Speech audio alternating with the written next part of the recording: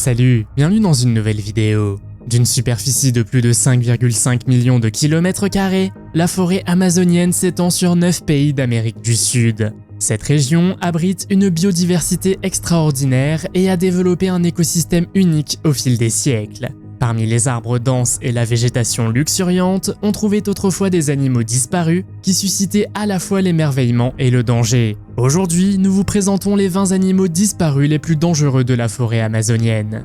Vous êtes nouveau sur la chaîne? N'hésitez pas à vous abonner, à cliquer sur la cloche pour activer les notifications et à laisser un pouce vers le haut pour nous soutenir. Numéro 20. Les dinosaures dans la forêt amazonienne. Imaginez, il y a 120 millions d'années, que vous regardez dans le ciel et que vous voyez des rangées d'épines sur le dos d'un énorme dinosaure. L'Amargasaurus était un dinosaure sauropode qui vivait dans l'actuelle Argentine au début du Crétacé, il y a environ 130 à 120 millions d'années. Ce dinosaure pouvait atteindre une longueur de 10 mètres et peser environ 3 tonnes. L'Amargasaurus est connu pour la rangée de grandes épines qui couraient le long de son cou et de son dos et qui pouvaient servir à se défendre. Son cou était relativement court pour un sauropode et sa tête était assez petite et étroite, avec des dents qui ressemblaient à des chevilles. Il se déplaçait probablement en troupeau et se nourrissait de végétation, utilisant son long cou pour atteindre les branches hautes et les feuilles. Les grandes épines du cou de l'Amargasaurus étaient probablement recouvertes de kératine, une protéine qui donne leur structure aux cornes, au bois et à d'autres structures similaires. Des restes fossiles ont été découverts dans la formation de la Amarga, dans le nord de la Patagonie. Des études récentes ont également suggéré que ce dinosaure était peut-être semi-aquatique, avec des adaptations qui lui permettaient de patauger dans des eaux peu profondes et même de nager. Numéro 19.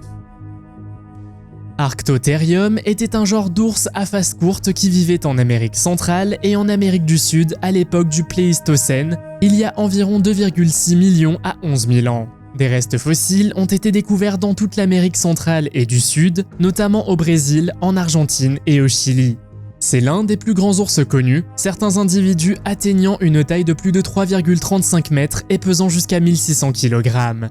Il avait un museau court et des prémolaires plus petites à l'avant de la bouche, caractéristiques des animaux qui se nourrissent principalement de viande. L'ours était probablement un prédateur dominant dans son environnement, se nourrissant d'autres grands mammifères tels que les lamas, les mastodontes et les tatous géants. On pense que l'Arctotherium s'est éteint vers la fin de la dernière période glaciaire, peut-être à cause du changement climatique ou de la chasse par l'homme. Il possédait une force de morsure puissante, capable de broyer facilement les os de ses proies. Certains chercheurs ont suggéré que l'Arctotherium pouvait avoir une structure sociale similaire à celle des loups modernes, chassant en groupe. Des fossiles indiquent qu'il aurait coexisté et rivalisé avec d'autres grands prédateurs tels que le célèbre chat à dents de sabre Smilodon. Numéro 18. Glyptodon était un genre de glyptodonte herbivore qui vivait dans ce qui est aujourd'hui l'Amérique du Nord et l'Amérique du Sud il y a environ 11 000 ans. Leur armure consistait en de lourds segments osseux dotés de bosses ou de plaques dures qui se chevauchaient comme des tuiles, formant une carapace semblable à celle d'une tortue. La carapace pouvait atteindre un diamètre de 1,5 m et servait de protection contre les prédateurs tels que les oiseaux géants et les chats à dents de sabre. Malgré son armure invincible, le glyptodon restait vulnérable aux menaces telles que la chasse et le changement climatique, ce qui pourrait avoir conduit à son extinction. Contrairement à une tortue ordinaire, il ne pouvait pas se rétracter dans sa carapace. Les scientifiques pensent que le glyptodon était un proche parent des tatous modernes dont il partageait de nombreuses caractéristiques anatomiques. Des restes fossiles de cet animal disparu ont été découverts dans toute l'Amérique du Nord et du Sud. Cependant, des études récentes suggèrent que le glyptodon possédait une queue flexible et musclée qui pouvait servir à la fois à la défense et à la communication. Bien que cette créature soit souvent décrite comme un être solitaire, les fossiles suggèrent qu'elle avait un comportement social, notamment en formant des troupeaux pour se protéger des prédateurs. Numéro 17. Si vous pensiez que le crocodile du Nil était ce que la nature pouvait produire de pire, alors vous n'avez pas rencontré cette bête amazonienne. Purusaurus est un genre éteint de caïmans géants qui vivait à l'époque du Miocène dans ce qui est aujourd'hui l'Amérique du Sud. C'était l'un des plus grands reptiles à avoir existé après l'extinction des dinosaures, atteignant jusqu'à 2,5 mètres de long et pesant jusqu'à 8 tonnes.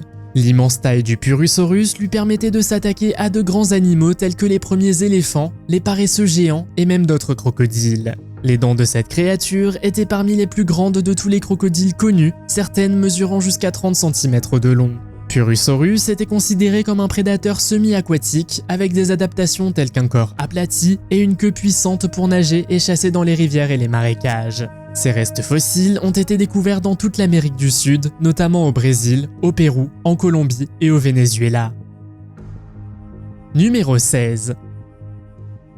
Macrauchenia était un mammifère herbivore qui vivait en Amérique du Sud à la fin du Miocène il y a environ 7 millions d'années. Il se caractérisait par son long cou et son corps élancé qui lui permettait de brouter efficacement la végétation haute. Bien qu'il s'agisse d'un ongulé, les 3 doigts du Macrauchenia suggèrent qu'il était plus proche des chameaux et des lamas modernes que des chevaux et des cerfs. Les premiers fossiles de Macrauchenia ont été découverts au début du XXe siècle, mais son anatomie inhabituelle a suscité de nombreux débats sur ses relations évolutives jusqu'à ce que des preuves génétiques soient découvertes au début du XXIe siècle. On pense que Macrauchenia vivait dans des habitats ouverts de type savane, où il était probablement la proie de grands prédateurs tels que les chats à dents de sabre et les oiseaux terrestres. Cet animal s'est éteint il y a environ 11 000 ans, à l'époque de la dernière période glaciaire, peut-être en raison de la chasse excessive pratiquée par les premiers hommes ou des changements survenus dans son habitat. Numéro 15. Thalassocnus était un genre de paresseux terrestre semi-aquatique qui vivait le long de la côte de l'Amérique du Sud pendant les époques du Miocène et du Pliocène, il y a entre 15 millions et 2 millions d'années. Il est généralement décrit comme une créature de grande taille, certaines espèces atteignant plus de 4 mètres de long. La plus grande espèce connue, Thalassocnus natans, aurait pesé jusqu'à 700 kg, ce qui en fait l'un des plus grands paresseux ayant jamais existé. Il était adapté à un mode de vie essentiellement aquatique et possédait des muscles spécialisés pour nager. Cette créature possédait également de longues griffes pour creuser le sable et était probablement capable de retenir sa respiration pendant de longues périodes en plongeant à la recherche de nourriture. Des fossiles indiquent qu'il s'agissait d'un herbivore qui se nourrissait d'herbes marines et d'autres végétaux aquatiques présents le long des côtes du Chili et du Pérou actuels. Des indices suggèrent également qu'il aurait coexisté avec les premières populations humaines d'Amérique du Sud qu'il aurait chassées pour se nourrir. Bien que la cause exacte de leur extinction soit incertaine, on pense que le changement climatique a contribué à leur disparition. Numéro 14. Stupendemis est un genre éteint de tortues d'eau douce qui vivait en Amérique du Sud à l'époque du Néogène il y a 23 à 5 millions d'années. C'est la plus grande tortue d'eau douce connue, avec une carapace massive qui pouvait atteindre 2,4 mètres de long et pesait jusqu'à 1200 kg. Outre sa taille, Stupendemis présentait d'autres caractéristiques uniques, notamment une structure proéminente en forme de corne à l'avant de sa carapace et un crâne étroit doté de grandes et puissantes mâchoires. Les fossiles retrouvés de Stupendemis indiquent qu'il s'agissait d'un prédateur carnivore dont le régime alimentaire se composait probablement de poissons, d'escargots et d'autres tortues. Il était étonnamment agile tant sur terre que dans l'eau. Cette créature habitait probablement les grandes rivières et les marécages où elle avait accès à d'abondantes sources de nourriture. La découverte de leur existence a remis en question les hypothèses antérieures sur l'évolution des tortues, suggérant que des espèces beaucoup plus grandes étaient présentes à des époques plus anciennes qu'on ne le pensait jusqu'à présent. Numéro 13. Alors que nous avons aujourd'hui sur Terre des rhinocéros qui peuvent déjà devenir très grands, pouvez-vous imaginer qu'il existait autrefois des super rhinocéros ? Baluchitherium est un genre éteint de mammifères sans cornes ressemblant à des rhinocéros qui vivaient à l'époque de l'Oligocène il y a 34 à 23 millions d'années. C'est l'un des plus grands mammifères terrestres ayant jamais existé, les spécimens adultes atteignant jusqu'à 5,5 mètres de long. Malgré sa taille gigantesque, c'était un herbivore. On pense donc qu'il était un navigateur utilisant son long cou et ses lèvres préhensiles pour arracher les feuilles et les branches des grands arbres. Son immense taille lui permettait d'atteindre la végétation en hauteur, là où les petits herbivores n'avaient pas accès. L'apparence exacte de Baluchitherium est incertaine, car on n'a jamais retrouvé de squelette complet, mais on suppose qu'il avait un long cou et fin et un crâne relativement petit. On pense qu'il s'agissait d'un animal solitaire, ne présentant que peu ou pas de comportement social. Numéro 12. Brontornis est un genre éteint d'oiseaux géants qui vivait au début et au milieu du Miocène il y a environ 16 à 12 millions d'années. Brontornis est l'un des plus grands oiseaux ayant jamais existé, mesurant 3 mètres de haut et pesant 500 kg.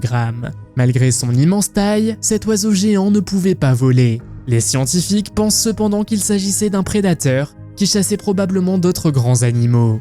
Certains spécimens fossiles de Brontornis ont été découverts en Argentine, ce qui permet de mieux comprendre son anatomie ainsi que son comportement.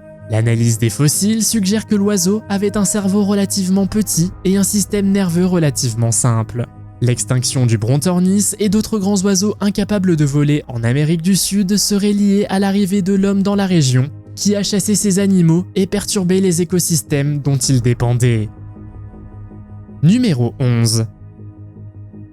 Toxodon est un genre éteint de mammifères sud-américains qui a vécu du Miocène tardif au début de l'Holocène, il y a environ 11 à 2 millions d'années. Le nom Toxodon signifie dent arquée en raison de la forme unique de ses molaires qui avaient l'apparence d'un arc. Il s'agissait d'un grand animal de la taille d'un hippopotame moderne, au corps massif, aux pattes courtes et au museau long et flexible. Malgré son apparence d'hippopotame, le Toxodon n'est pas étroitement lié aux mammifères modernes et appartenait à une famille distinctive, le Toxodontidae. Les fossiles suggèrent que le Toxodon était un herbivore et qu'il se nourrissait principalement d'herbes et d'autres types de végétation. De nombreux fossiles de Toxodon ont été découverts en Amérique du Sud, fournissant des informations importantes sur le comportement et l'évolution de l'animal. S'il est une chose pour laquelle les hippopotames sont connus, c'est bien leur agressivité contre nature. Les Toxodons vivaient comme les hippopotames et étaient donc tout aussi dangereux.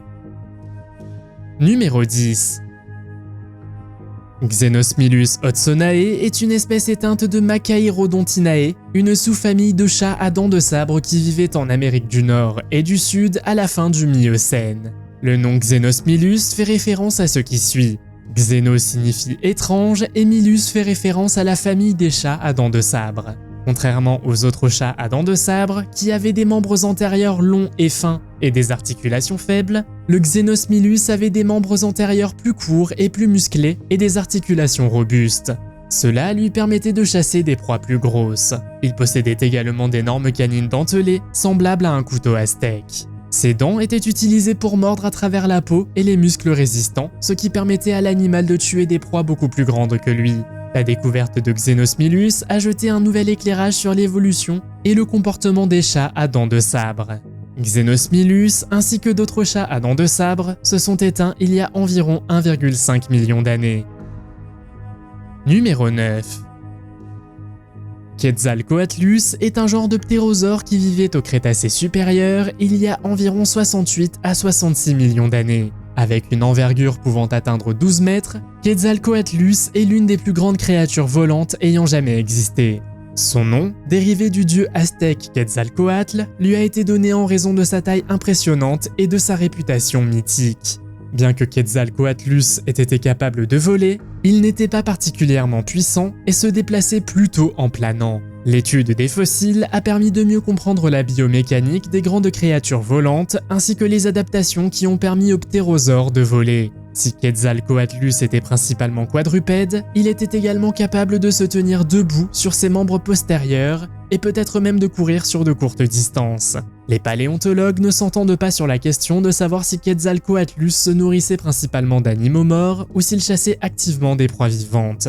Certains chercheurs ont suggéré que son long bec était adapté à la capture et à la consommation de petits animaux, tandis que d'autres estiment que sa taille et sa forme le rendaient plus apte à la chasse aux charognards. Numéro 8. Megalania, également connue sous le nom de Varanus priscus, est une espèce éteinte de varan géant qui vivait au Pléistocène il y a environ 30 000 ans. Le nom Megalania est dérivé des mots grecs méga signifiant géant et lania signifiant tueur. C'était l'un des plus grands lézards ayant jamais existé, avec des estimations allant de 5 à 7 mètres de long et un poids d'environ 500 kg.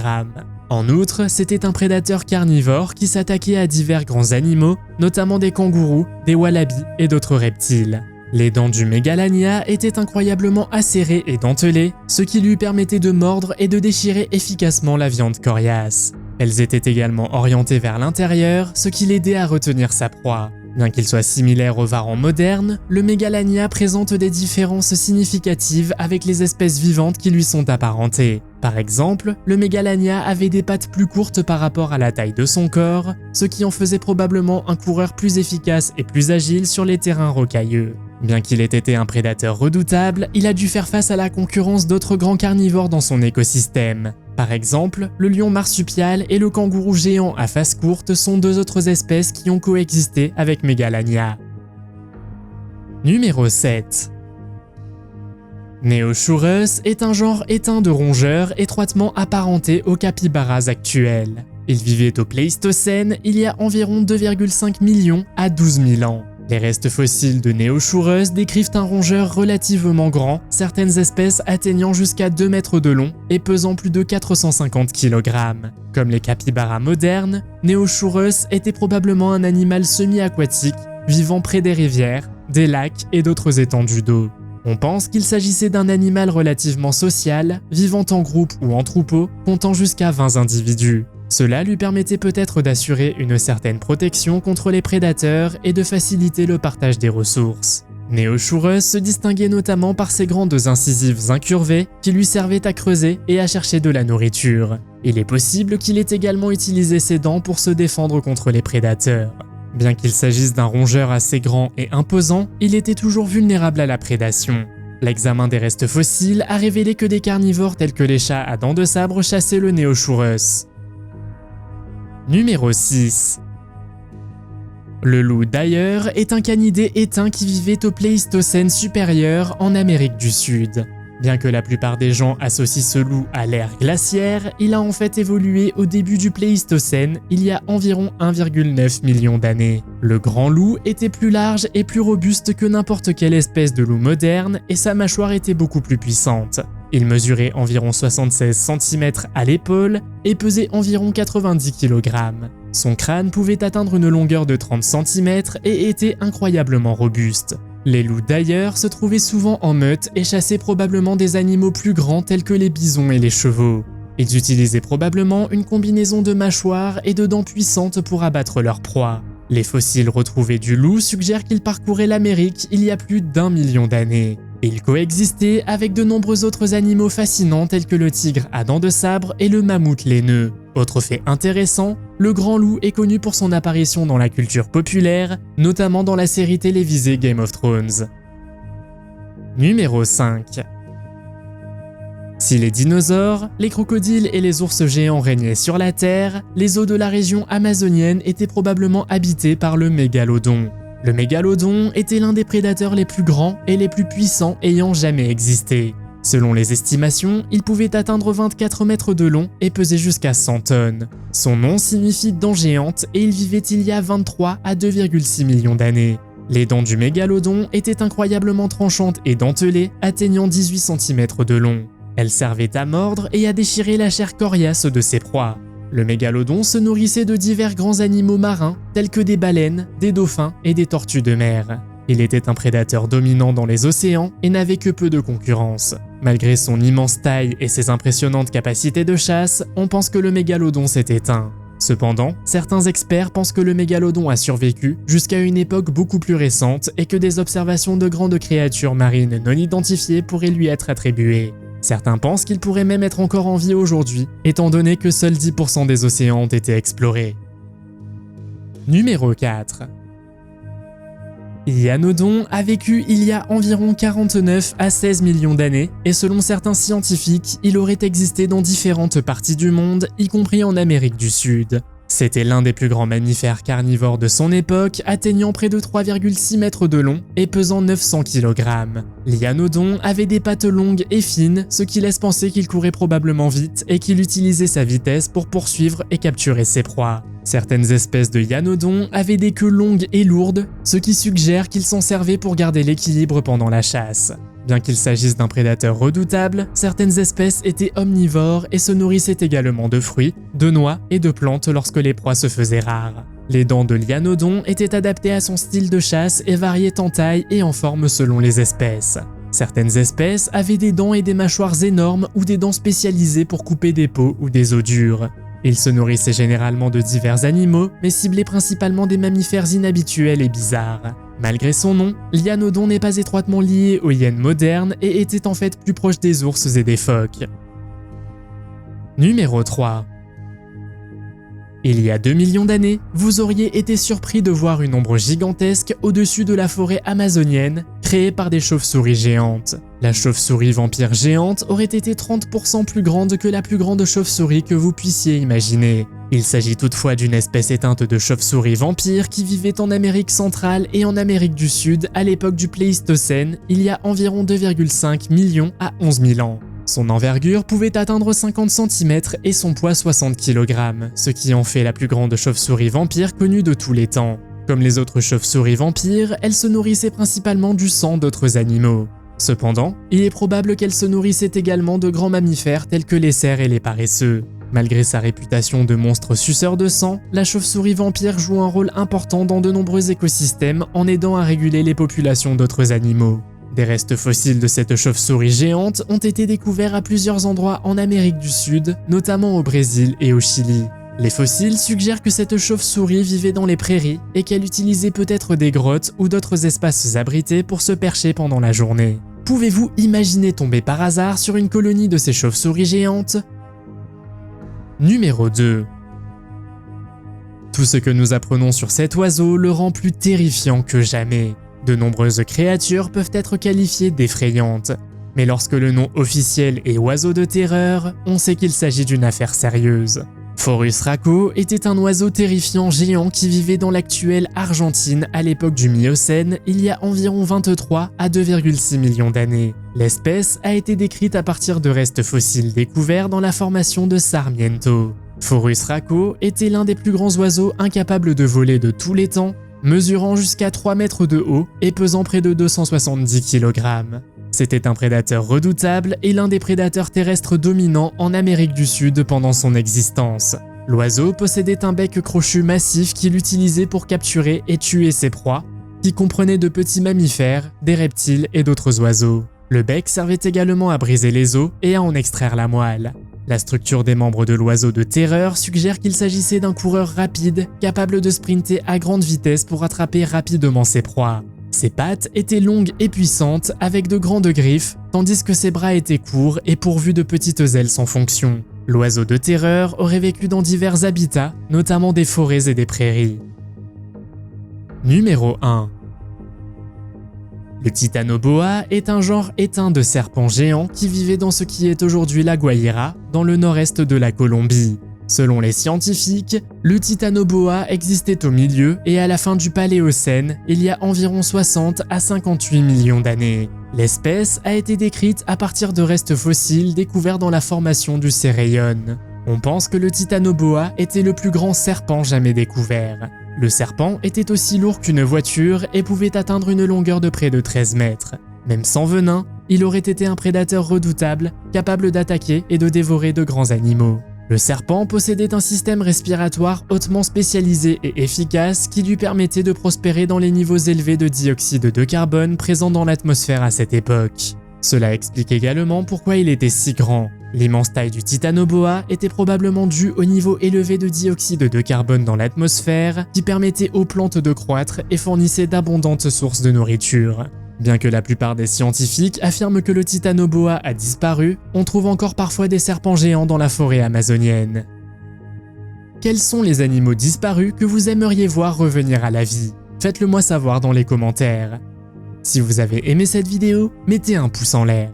Si vous voulez voir d'autres vidéos que nous avons réalisées, cliquez sur l'une d'entre elles à l'écran ou jetez un coup d'œil à la chaîne. Merci d'avoir regardé et à la prochaine.